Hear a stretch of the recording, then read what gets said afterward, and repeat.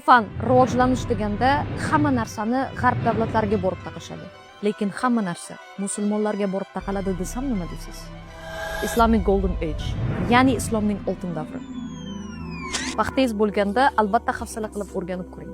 Agar bugun 0 dan 9 gacha raqamlarni ishlatayotgan bo'lsangiz, biling, buni g'arbliklarga o'rgatgan musulmonlar edi.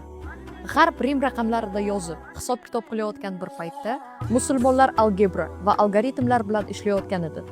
Yevropalik tabiblar kasallarni sehr bilan davolayotgan bir paytda Ibn Sino kelasi 600 yil tibbiyotda asosiy darslik sifatida olinadigan kitob ustida ishlayotgan edi. Kapitalizm va iqtisodiyot nazariyasi Adam Smithdan oldin bor edi. Ibn Xaldun allaqachon iqtisodiy sikllar hamda jamiyat taraqqiyotini tushuntirib bergan. NASA bugungi kunda koinotni o'rganyapti. Lekin kamera va teleskoplar Ibn Haythamning yorug'lik qonuniyatlariga asoslangan. Afsuski biz hozirgi kunda ilmga emas, faqatgina trendlarga ergashyapmiz.